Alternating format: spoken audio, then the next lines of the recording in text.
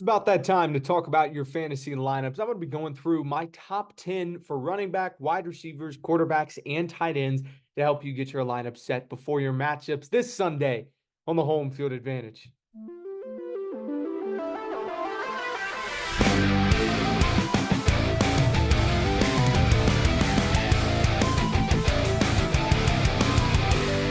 Welcome back to the Holmes Field Advantage. As always, I am your host, Brett Holmes. Thank you so much for joining us today. And like I said, we've got the fantasy episode going to be going through my rankings, the guys that I loved this week.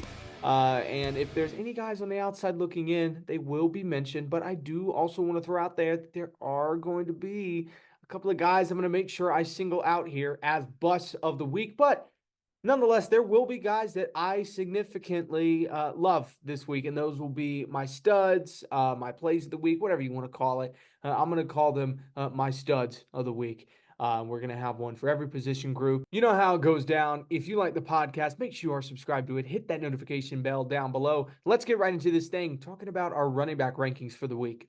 We're going to start with a couple of honorable mentions before we get into our bust of the week. A couple of guys I like this week that aren't getting talked about enough. If he doesn't play, which it does seem like he won't, Kenneth Walker is a guy that I've loved going into the year just because I know Seattle's going to use him a lot. But Zach Charbonnet looked very, very good in his replacement role. He got all the pass game, all the run game. I think this is a guy that could be a top 10 running back. I'm not going to bank too much on it because we don't know the pace of this game with how Miami's offense is going to probably be very run heavy. More on that later.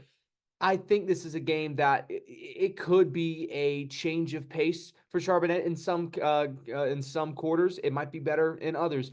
I don't think that's something I'm willing to put into the top 10, but it is something that I do want to mention. I think he's a good play. If you have him, you have to get him into your lineup. Another guy that I love is Derrick Henry against my Dallas Cowboys. I just don't know how much he's going to be used when it comes to red zone touches because we've been giving up a lot of big plays. I think he's going to go for a lot of yards, but I will say because Lamar is there, I do think Lamar is going to have the bulk of the yards this week. And I think just because of the fact that, we haven't faced off against a mobile quarterback, and I think we're going to get abused with it. I think Lamar is going to be the guy to watch this week. I think Derrick Henry's just going to be right outside the top 10. I think he'll be 11 or 12 for me, but I do think he is in a stellar matchup there. And then another guy that I do want to make sure I point out is Tony Pollard against the Green Bay Packers. Again, I think game script is going to change based on the quarters, kind of similar to what Charbonnet is for me. I do think, or Charbonnet, however the hell you say his last name, Tony Pollard, he's a good play. If you have him get into your lineup, great RB2 or flex play. But I don't know how well this Tennessee offense is going to match up against a defense that pretty much shut down the Indianapolis Colts for a pretty large portion of the game. Now, they did give up some big yardages to Jonathan Taylor, and I think that is something that could come into effect here with Tony Pollard getting the majority of the touches. I think Tajay Spears may be dealing with an injury as well. I don't know if he's coming back from that this week or if that's something he's going to be eased into. The more and more I look down here, I see that he's questionable. They haven't really given anything any substantial update to that. He is still dealing with an ankle injury. But he is a guy that I do think you need to be getting into your lineups. Now, for the guy that I think needs to be staying out of all your lineups, the guy that you need to look the farthest away from, I think if I hadn't had, waited until after the Thursday game, I probably would have put Ramondre Stevenson up here. But he looked very, very bad. I really, really don't like Rachaad White. I really don't. I think he could get some good pass game work. But, this is a Denver team that's going to give up a lot of points early, and I don't know if Rachaad White's going to be a part of that game plan early. I think Chris Godwin is a guy that's steadily on the rise. Mike Evans is Mike Evans. And Bucky Irving seems to be the guy that is a more efficient runner. I still think Rachaad White will get the work in the pass game, but I mean, as of right now, with the efficiency that he's always struggled with as a runner in this league, it is something that is very, very concerning. And I think I need to see a good game against Denver for me to start putting him in my lineups, but I can't put him in my lineup this week. I can't. He's just too big of a risk. I don't think he's going to be winning a lot of games for y'all. But moving in to the top 10. At 10, I've got James Conner. I know Detroit is not giving up a lot of points to running backs. They're kind of towards the rougher part of the league. I'm not really sure what their ranking is as of right now, just because it's only 2 weeks in. You can't really judge off that too well. You can kind of get a sample size, but you never know. I think James Conner is in a very good situation here just because this offense has to move to be productive. And he moves with them very, very well. He's a workhorse right now. He's getting a ton of touches both on the ground and through the air. Marvin Harrison woke up.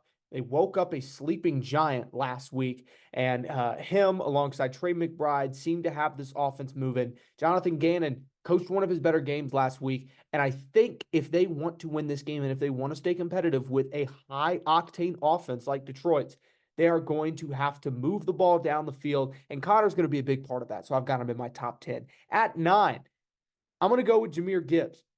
I'm going with back-to-back matchups here at 10 and 9. I'm not seeing two consistent workloads for Jahmyr Gibbs right now. And again, we've been over this problem multiple times. David Montgomery takes over on some drives, and I don't love that. He is still a good running back. Gibbs is still the guy that you want in this backfield because of the big play potential. But he's just always going to be in that role where he's going to get touchdowns vultured. He's never going to be the guy. And I think what we saw, one of the things I attributed to, the most annoying thing about Aaron Jones these past couple of years is that he's never been a workhorse. He's either had Jamal Williams taking carries from him or he's had A.J. Dillon taking carries from him. And, over there in, Green Bay, now you've got Josh Jacobs, who will be on this list. But Green Bay's kind of like that in the sense that they always have another guy coming in there getting some workload. And Detroit is in the exact same boat. And until that happens, there's some matchups here that, based off the upside I saw last week, based off some of the stuff we're going to end up seeing, I can't not throw them in there. So I'm going to keep the matchup here at the bottom of the top 10, but he's still a top 10 running back. Jahmyr's still a guy you need in your lineups day in, day out. He just doesn't have as much upside as some of these other guys. Number 8, I've got James Cook. He was one of the top RBs, I believe the RB3 or RB4 last week. I'm pretty sure the RB3, right behind the other guy that he played that week, Devon Achane. More on him later. James Cook is a dog. He's a dog. He's an UGA guy. I love my UGA guys. I love my Bulldogs. They know how to get it done. And he really didn't even get the usage that he got week 1. The main thing with week 1, he got a lot of usage. He got good work on the ground. He just got a lot of his touchdowns vultured. Last week, he made up for it because he vultured all of I almost said Zach Allen. Oh, my God. Oh, my God. How in the world do I go from Zach Allen to Josh Allen? Jesus. He vultured all of Josh Allen's touchdown opportunities and had himself a phenomenal week against Jacksonville. They've been subpar against the run. Not great, but not bad, I would say. Kind of middle of the pack, which usually bodes well for a high volume guy like James Cook. Easy, play him, leave him there for a while. James Cook is the guy to be playing right now. Above him, at number 7, little bit of a hard choice here for me. I'm going to keep doubting him, though. I'm going to go with Saquon Barkley. Against the New Orleans Saints, they have been locked down. And I have been waiting for Barkley to just come over this narrative that I've kind of bestowed upon him, that he is going to disappoint owners. But he hasn't yet. He's been a dog. And, he's been really good for Philadelphia. I think this week is going to be another step back. He had that massive drop last week. Still had a good day on fantasy. Against New Orleans, though, I just don't know. I don't know what this game plan is going to be like because both teams are teams that, New Orleans could be fraudulent and they could have just beat up on us and showed everything, and then Philly comes out here and dog walks them. Or this is a slow-paced, grueling game that is fought in the trenches, which could work well for Saquon Barkley, or it could force them to pass the ball. And knowing Kellen Moore, he usually likes to neglect running backs when he really, really needs to score the ball. And, Saquon's a guy that always needs usage. He's always going to have that usage. But for me this week, I do have him a little bit lower than some others may have him. Right above him, I've got Josh Jacobs against the Tennessee Titans. Jacobs, a guy who has been getting spoon-fed, Marshawn Lloyd on IR, A.J. Dillon out for the year. There's not a lot of guys in this backfield that they would probably trust giving carries to, and I think just because of that, this is a man that is going to be towards this topper echelon of running backs. But his game plan, I think, is going to kind of weigh out. If this game is close, with it being a Malik Willis revenge game, I think it could be something that this offense relies on him heavily for. But I do know Malik Willis is going to get some rushing attempts. Wouldn't be surprised if you're in a situation where Malik Willis hawks a touchdown from Josh Jacobs. You never know. You never know. We haven't really seen too much of this offense kind of exposed with Malik Willis at the helm. And I think they are kind of building it alongside Malik and seeing what works best for him. I think Josh Jacobs is a safe play, though. Above him, I've got Jonathan Taylor against the Chicago Bears. Not a great matchup, but again, the volume's always going to be there. He's a guy that is always going to get spoon-fed. He is a man that, even though he's not really getting the pass game work that I would love him to get, I don't think he has a quarterback that's going to do that. But so far, he has not had any touchdown opportunities hawked from him that really hurt him. And I like what I'm seeing from this Indianapolis offense from a fantasy standpoint. It is very, very helpful. And Jonathan Taylor is going to stay up here. Moving on, above him, we've got undrafted free agent dog in Jordan Mason going up against the Los Angeles Rams. He's getting a lot of work because CMC is out, and he is deserving of all of it. He has been phenomenal so far. I love the role he's carved himself out in San Francisco, and he's having a great breakout. I mean, he's one of the more feel-good stories about San Francisco, and that's me saying it. I hate anything good about San Francisco, but Jordan Mason, it is nice seeing that man eat. He is going off right now. Above him, I've got Alvin Kamara. RB1 last week, ate everybody alive, completely destroyed my weeks. Actually, no. Actually, what am I talking about? He destroyed my week as a Cowboys fan. Boo-hoo. I had Alvin Kamara in a good amount of my leagues, and he is back up to that RB1 potential. And he's eating against Philly. He's going to get a lot of touches. We saw Josh Jacobs do well against them. We saw Bijan do really well against them on the ground, and I think he'll do the same. Number 2, my stud of the week. I've mentioned him a couple of times in passing. It's Devon Achane. Devon Achane is a dog, an absolute dog, who is now in a greater situation to get spoon-fed. Not because the offensive weapons around him are hurt, but because Tua is out until like week 8. So with him out for a while, Skylar Thompson is not the guy. They haven't brought in a new quarterback yet that they trust to throw the football. Devon Achane is going to get 25 plus touches on the ground, through the air. It's going to be insane. The only reason I don't have him at number 1 is because he doesn't have as safe a floor with his offense hurt as Bijan Robinson. Bijan Robinson going up against Kansas City, Sunday Night Football matchup. I believe it's Sunday Night Football. But this offense has got to move. They look like they hit their stride very well in that second half, and that looked like the Atlanta offense that we were expecting for a while. Drake London had a bounce back. He got himself into the end zone. Bijan Robinson had a really good game on the ground. Didn't get into the end zone, but he did look good. He hasn't gotten to the end zone yet. But I do still have high expectations for Bijan, and for him to get the amount of touches that he's getting, for him to get the amount of all-purpose yards he has obtained without having any touchdowns, he is still one of the safest running backs to play, probably the safest running back to play. Until his bye week comes around, you're not even looking towards anybody even coming close to his position. I think this number 1 spot for Bijan Robinson is one that is not going to change for a little bit. Breece Hall could have been up here, but Breece Hall played on Thursday. He is excluded. Moving on to the wide receivers. A little bit harder of a conversation to have, especially with it being PPR formats. We have got some guys that are likely going to need to be on the outside looking in, even though I don't want to put them out there. But I do want to make sure I throw a couple of shout outs.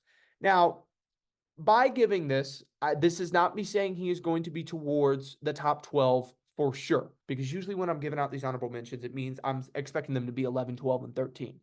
But Jameson Williams against Arizona, his usage is very, very good.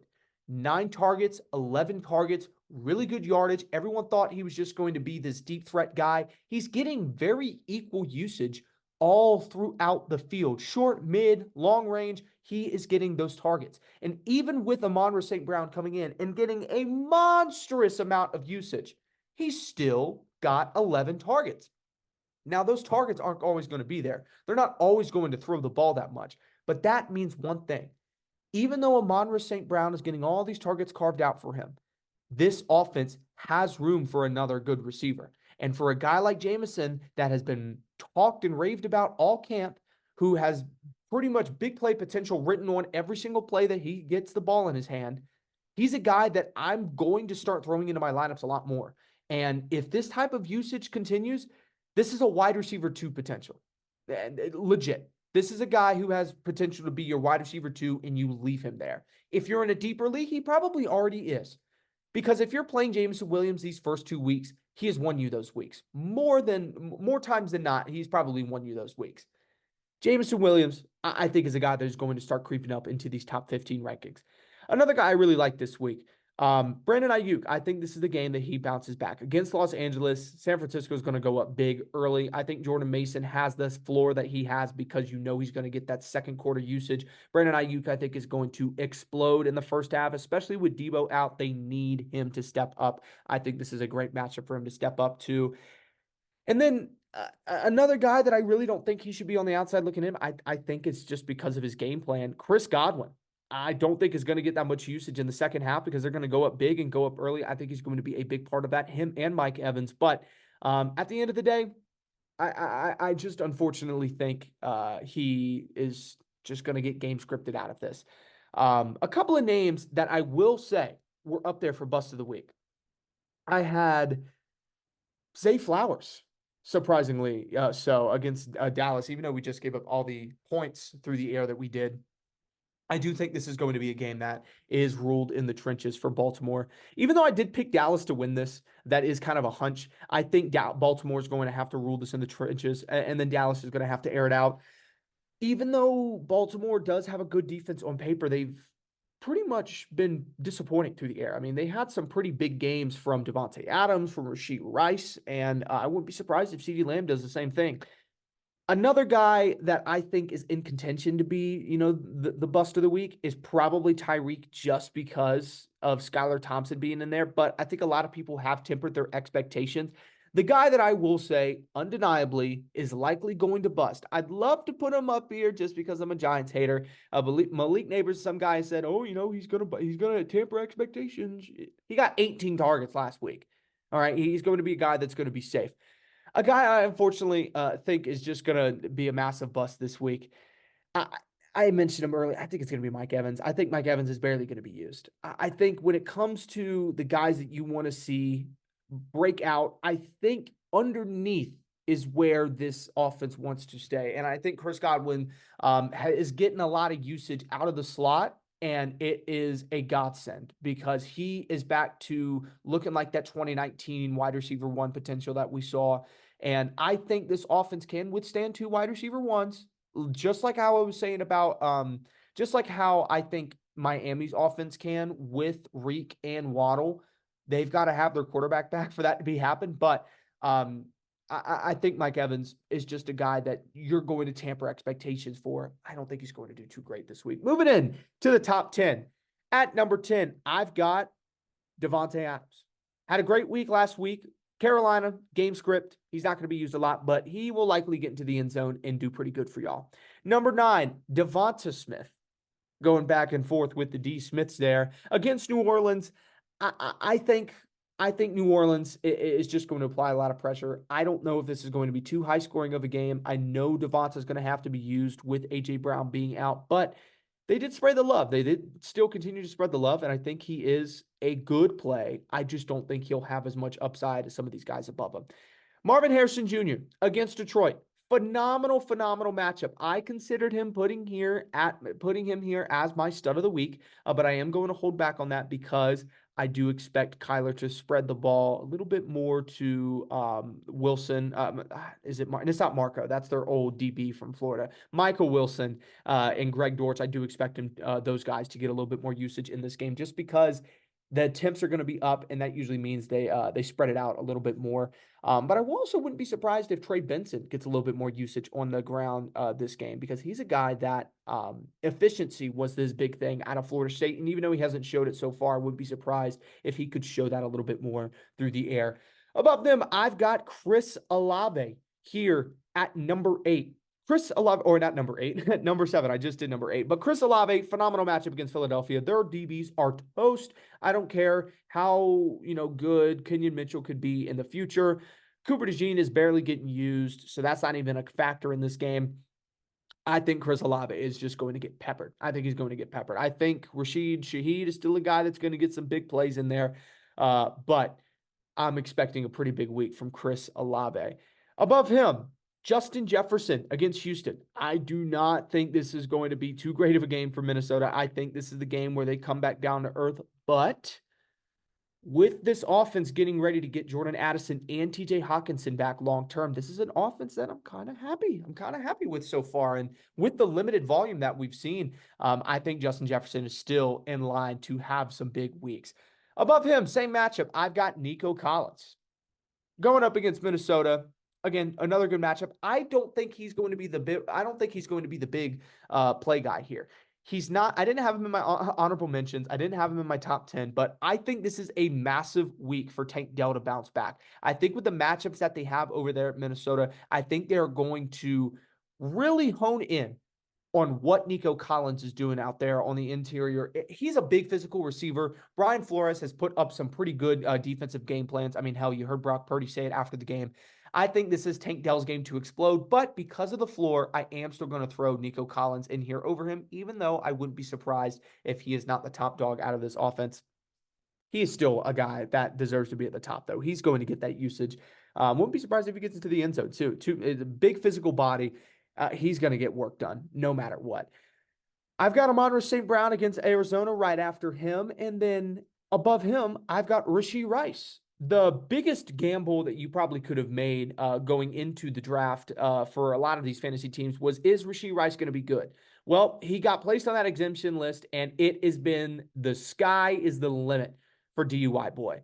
Amon-Ra St. Brown started off slow. He's getting a lot of usage. You know what Amon-Ra is all about. But Rashee is a guy that I love because I love him a little bit more than Amon-Ra St. Brown, because there is not a running back in Kansas City right now that has the trust of Andy Reid. I think this is going to be an air raid for a couple of weeks until they find out who works best, whether it be Carson Steele, Samaje Perine, Kareem Hunt in 2024 as a Kansas City Chief could be the answer. I probably wouldn't expect it to be, though. But I do think Rashee Rice is in line for some big time usage this week. Number 2, I've got CeeDee Lamb against Baltimore, but he's not my stud of the week. He's not my stud of the week because the guy that it's done at number 1 is my stud of the week, which, I mean, process of elimination, you'll know that. But a little bit about CeeDee Lamb. I think this is just going to be a game that his archetype of receiver has done very well against this past couple of weeks of Ravens defense that we've seen. We've seen Rashee Rice eat. We've seen Devonta Adams eat. And I think CeeDee Lamb was still able to have a good week last week, even though the offense overall was abysmal. They really couldn't do much with the game plan that the defense was throwing out there. But either way, I do think CeeDee Lamb is going to have to be a big part of this offense for them to succeed. And then at number 1, my stud of the week, got to give it to Jamar Chase. Might be a little risky here. I know. And this might be the one that a lot of people frown upon, even though I've got one that's a little bit controversial later on. But Jamar Chase has to bounce back. I think if T. Higgins, with all the practicing he's doing, if he gets back into this offensive system, he is what is going to be the missing component of this offense, because they're honing in on Jamar. Everybody is focused in on Jamar. He has been getting 0 usage compared to what is usually expected of him. But with T. Higgins on the outside, you have got 2 monsters at wide receiver.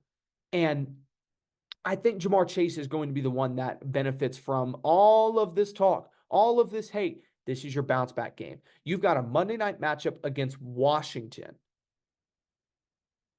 Jamar Chase, it's time to wake up. It's time to eat. And I think now is your time. Moving on. We've got the tight ends, the honorary receivers, the guys that nobody can figure out. Couple of honorable mentions. I'm going to throw George Kittle up here. He's coming off of an injury. I don't think he's going to make my top 10 just because I don't know if he is going to be 100% going into this game. I think he got carted off last week, but he got a little bit of a bullet dodged.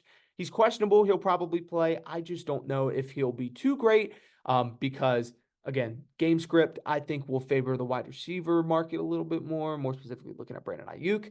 And I think they might just tone his usage down just a little bit this week just to keep him safe and keep him in there for more of those blocking plays because he's very essential to them for that. Another guy I've got on the outside looking in is Isaiah Likely, big time playmaker if he's given enough usage. And last week we saw him drop back down to earth a little bit. I think this is going to be a big Mark Andrews game. I think Isaiah Likely will not see a lot of usage, but that could come back to bite me. I wouldn't be surprised if he gets into the end zone. Another honorable mention, we've got Zach Ertz for Washington. I know, crazy. Zach Ertz, 2024. Still eating, though. He's still getting pretty good usage, and I think he looked really, really good. I mean, this is a week where we had, who was it? Oh my God, I can't. Tyler Conklin just had 93 yards against the Patriots. Insane.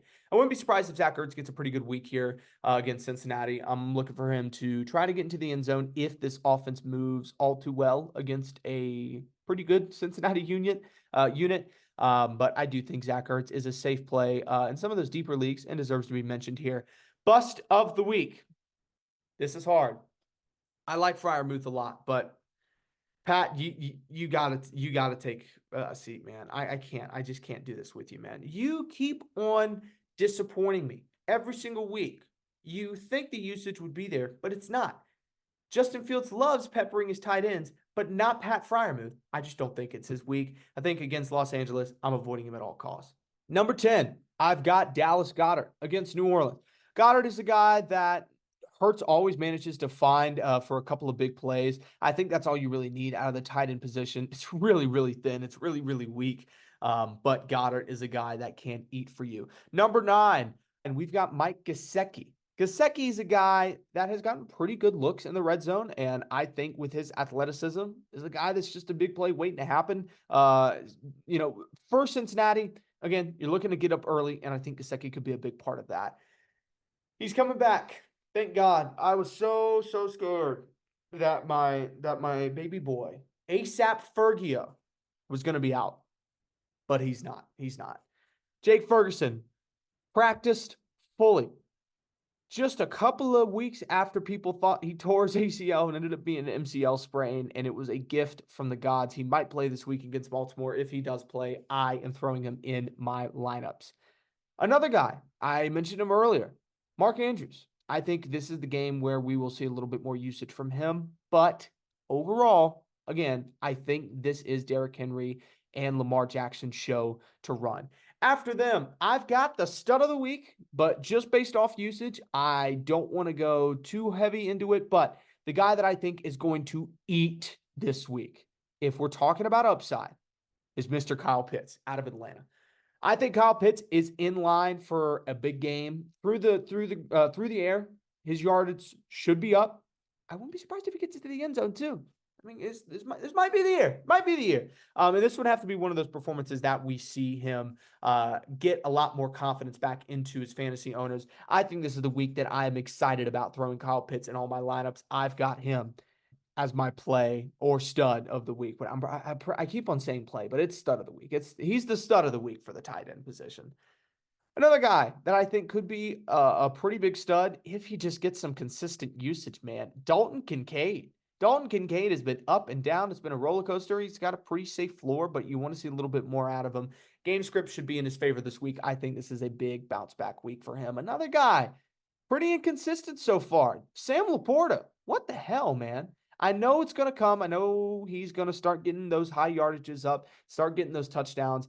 It's Laporta. He's going to get the usage. It's an Iowa tight end. You know he's a dog. But then again, he's going to consistently drop down these rankings, and I considered putting a few guys above him. I'm going to have a little bit more faith and say that he does bounce back this week. Travis Kelce, another guy. He is fading fast. He is not getting a lot of usage. But with Hollywood Brown out, and with this offense needing to pursue the air, You have a rookie on the outside you don't know too much about when it comes to his separation abilities throughout the entirety of the game. He's a good gadget guy, but you were expecting Hollywood Brown to come in and fill that role. He's not.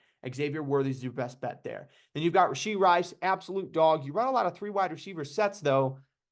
We don't know what Travis Kelce's usage is going to be with Isaiah Pacheco out and them probably going to pass a little bit more. I do expect it to be a little positive, though. I think he is going to start getting that similar usage. Number 2, I'm going to go with Brock Bowers. I really considered him putting him here at number 1 just because last week was insane. Great usage. Rookie sensation. Another Bulldog.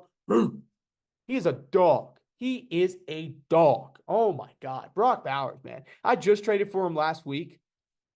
I had to trade Ferg away, which broke my heart. But I got Brock Bowers now. So, I mean, like, what are you going to do? What are you going to do? It's like, Ferg or Brock Bowers, win-win. Either way, I'm happy. Brock Bowers, absolute dog last week. You watched it. You've heard everybody hyping him up. You should be excited if you have him on your roster. And then number 1, guys getting spoon-fed. Travis Kelce, too. It's Trey McBride over there in Arizona. I mean, just Travis Kelce level usage over there from Kyler Murray, and he's going to keep getting that. Moving on to the quarterbacks, breezing on through these rankings. Couple of honorable mentions. Dak Prescott. I think he could be a bust. I'm going to hold back and not be too mean because I do have a little bit more confidence in my quarterback. But I do think Dak Prescott is going to be a guy outside the top 10. Another guy, Baker Mayfield. I think he's going to get good usage early and then kind of quiet up there towards the back end. And then a guy who has been an absolute dog on an absolute tear, again, I just think is going to get a little bit less usage here, is Derek Carr. I think Derek Carr's game script is going to favor Alvin Kamara eating, and I think that's exactly what's going to happen. The bust of the week. The guy that you shouldn't be adding into any of your lineups. He might have been proving you good. Stay away from Sam Darnold. I do not think this is a great matchup against Houston. This is a very good defensive unit. This is a unit that is going into Houston that I don't think is going into a pretty fun fight. I think Sam Darnold is going to have a little bit more of a shaky game this week. Going into the top 10, we've got Jared Goff against Arizona. This man is just throwing it for his life. I mean, 50 attempts, 50 plus attempts last week. You love seeing that. Great week from Jared Goff. Number 9, I'm going to go with CJ Stroud. I think this is going to be a very run-heavy game, probably from both sides. But I think CJ Stroud gets up early and then starts to quiet down a little bit more. Number 8, Jaden Daniels. The rushing upside is there, but the touchdown upside is definitely not. With how poor that Washington offensive line is, though, the man's got to start learning how to slide. I mentioned it in the last video. But Jaden Daniels, still a really good fantasy quarterback. It's a guy that I'm very confident in. Another guy that I'm probably very confident in is definitely going to be Joe Burrow. Joe Burrow, very good week from him. I think this is the bounce back you're waiting to see. And if you're going to end up seeing a bounce back from Jamar Chase, you would expect to see the same from Joe Burrow. Another guy that I think is going to bounce back from his last week's performance is Anthony Richardson. Not too bad of a performance, but you want to see a little bit more consistency with his arm. He hasn't played great ball, but he hasn't played horrible ball. He's a highlight waiting to happen, but these highlights need to become consistencies. I think Anthony Richardson can piece it together against a tough matchup against Chicago. I don't know if he'll have a little bit more trouble getting the ball out or running the ball. I think either way, he'll be able to find plays just because it's the way he is. He finds ways to get points. Kyler, he is on his comeback arc, and everybody is loving it, including me. Kyler is a very fun quarterback to watch right now, and against Detroit, I think he has a very, very big potential to have a massive day for fantasy and for this Arizona team coming off a big day on the ground, through the air. It is a must-watch matchup. Arizona-Detroit, one of my favorite games of this week. Number 4, I've got Jalen Hurts against New Orleans.